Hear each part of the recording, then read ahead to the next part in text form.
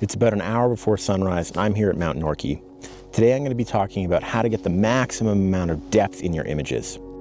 The key to getting lots of depth in your images is understanding how your eyes interpret distance in 3 dimensions and then adding those visual cues to your 2-dimensional image. The first thing you need to understand is how humans perceive depth in a landscape. And there's really 2 ways in which a human's eye sort of does this, the eye and the brain working together. The first is by comparative scale. Picture yourself sitting on a road where you're looking at the lines, the dashed line on the road, and there's ones that are close to you and they're larger, and as they get further away, they get smaller. Well, your brain interprets that as the same object, really the same object getting further away as the scale sort of changes in the distance that you look at it. The second is how the atmosphere works. The atmosphere isn't clear, or rather it scatters light as light goes through it. And what you can see in the following image is that as something gets further away, it gets a little bit brighter and a little bit of the contrast kind of leaks away, which is why foggy images add so much depth, because fog sort of adds to this effect. It does this already for you. Let's put both of those into practice with this one image here. So the first thing that you'll notice is that this side over here, this mountain off to the right here, has a little bit less contrast than the one that's right in front of me. And so too is this mountain. You can just sort of see it poking up at the top there. It has just a little bit less contrast. It's a little bit lighter. And that's just the atmosphere getting in the way, right? This cold atmosphere of Banff at like -15, -16. And the second thing that I've done with the scale here is that you can't really see it, but there's a line of trees along here, and you're going to be able to see a couple of like footsteps and things in this snow that I'll have to clean up. But then you've got the actual town of Banff. Now, it's easy to be able to look at that and look at some of the roads and get a good idea of the scale, how far away that is based on the scale of the roads and the cars and the lights and things like that. And so with that together, you can see that the town of Banff is really sort of dwarfed by this gigantic mountain. It's really, really huge, sort of towers over the town altogether. What I want to show in this image is just this sense of like here, which is this snow and the trees, and then a couple of stops along the way. The town of Banff, the mountain, and then maybe this sunrise that I hope is coming in the distance, maybe lights up the sky on both of these sides. I'm leading the viewer's eye through the depth. I'm giving them an impression of what is close, what is in the midground, what's a little bit further away, what's even further away than that, and then even further away than that. And this is one of the ways in which you can take advantage of those 2 ways in which you perceive depth, which is to get interesting elements that have various distances in the image to begin with. And as long as your viewer has an idea of how big they are in comparison to each other, you'll really get a good idea of how long the view is, and you'll get a lot of depth in that image.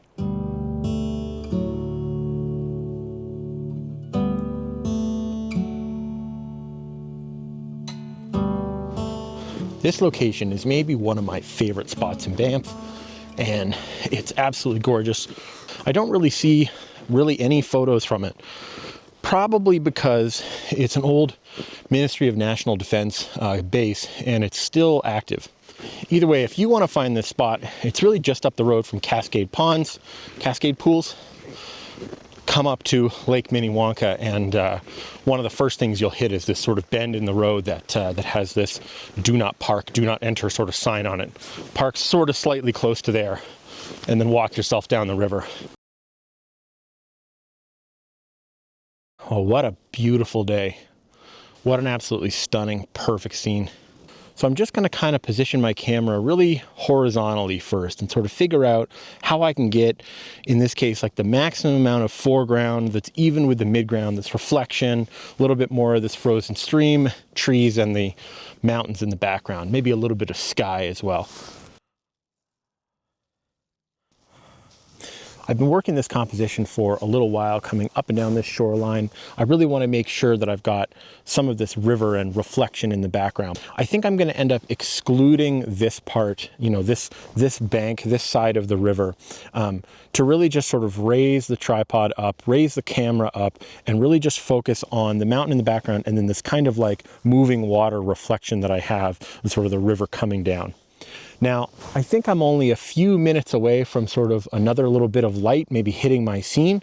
And so that would be really nice, because I would really love the trees in the left side of my frame to be a little bit more lit up. And of course, it can't really hurt the mountain sort of ahead that might get a little bit more light, maybe a little bit of more definition in it. So with this composition though, what I'm trying to do here is really just lead the viewer through the depth, through the distance. I'm doing that using a couple of techniques. The first is sort of framing up right on the left and the right here, this riverbank. So you can kind of get an idea of how close this riverbank is. And it sort of helps lead to further in the frame, further down into this river. And it's supported on the right side by the same type of thing, a little bit of riverbank, a little bit of sort of frosted snow. Now, it's lucky that I've got this reflection here because it helps to bring a little bit more definition to the water.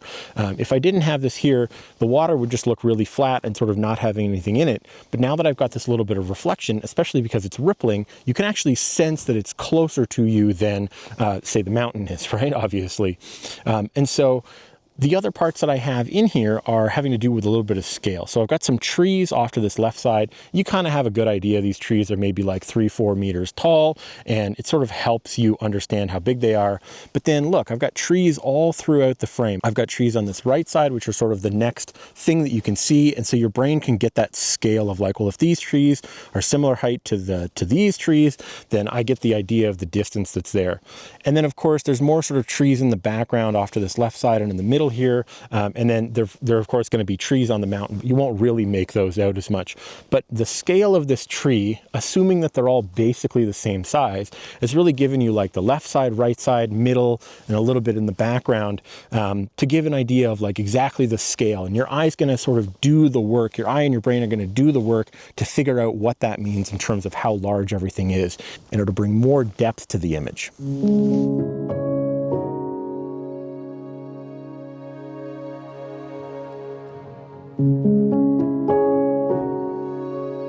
Thanks very much for watching. Bye for now.